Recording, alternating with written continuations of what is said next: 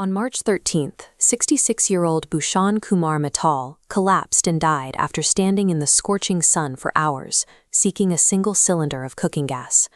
On that same day, thousands of identical, copy-pasted posts flooded social media platforms, all claiming zero shortages and instant gas deliveries. Skeptical, this coordinated messaging mirrors the government's official parliamentary stance. Officials claim the supply is fully protected and blame the chaos on panic buying. But the government's actions suggest otherwise. Just days before denying the shortage, officials hiked domestic cylinder prices by 60 rupees and enforced strict rationing, capping commercial supplies at 20% of their normal volume. With legal avenues choked, the black market is exploding.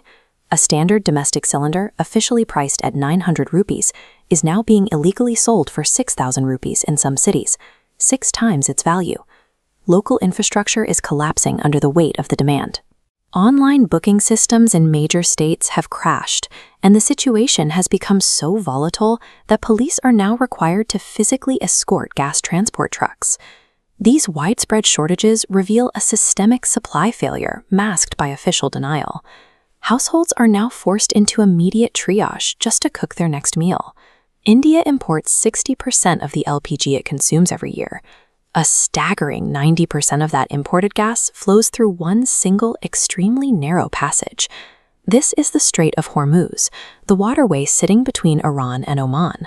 When geopolitical tensions escalated between the United States and Iran responded by shutting down this choke point, immediately severing India's primary supply line.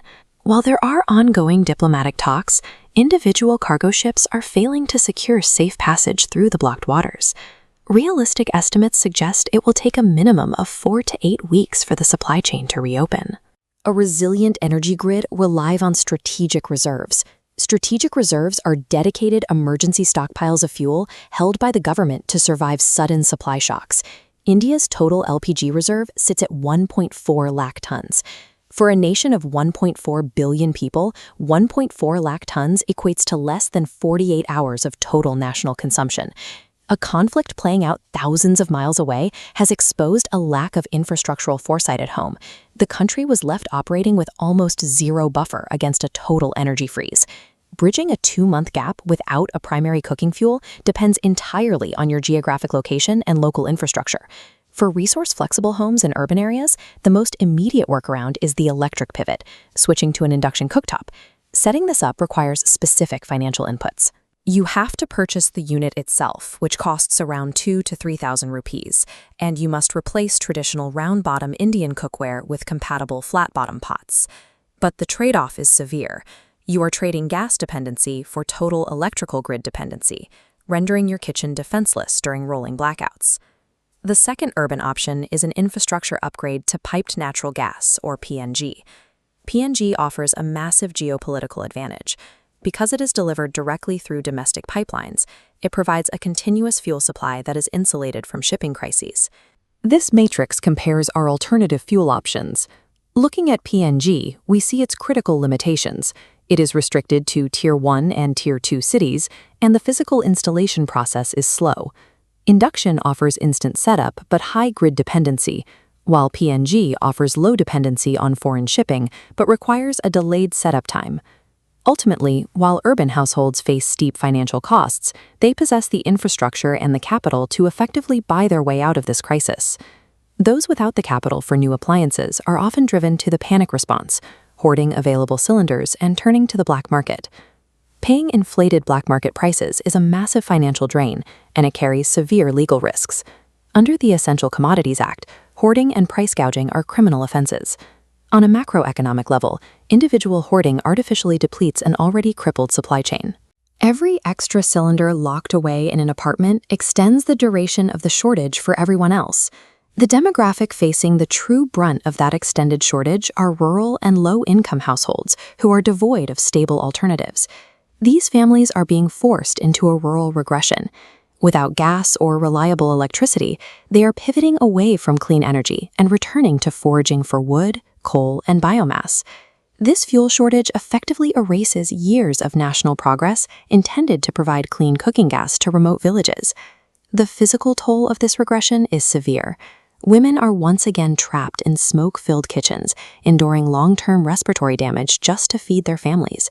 The physical health toll paid by the nation's most vulnerable citizens represents the ultimate tragedy of this crisis. These individuals have zero workaround options. To navigate this supply gap, evaluate your immediate infrastructure with this decision tree. First, do you have reliable daily electricity? If yes, purchase an induction cooktop immediately as short-term insurance, and register for PNG today to future-proof your home. If you do not have reliable electricity but live in a major urban center, refuse black market exploitation. Actively report price gouging to the National Consumer Helpline. If you pivot to electric, manage your existing LPG carefully. Do not hoard additional cylinders. Strictly reserve your current gas supply only for power outages. You will also need to stretch your current cylinder. Use conservation tactics like soaking lentils beforehand to reduce boiling time, and utilize pressure cookers instead of open pans. Correctly matching your household's specific capabilities to the right workaround is the only way to insulate your family from this ongoing supply failure. This event serves as a severe stress test of the country's energy infrastructure and reveals a lack of strategic foresight. While global leaders initiate these geopolitical standoffs, it is the everyday citizens who are forced to navigate the devastating fallout. While the middle class can usually survive through e-commerce and a power grid, the poorest citizens are left defenseless by the state's failure to build adequate emergency reserves. Optimize your specific home strategy and refuse to panic buy. Leave the desperately limited gas supply for the rural families who have no other choice.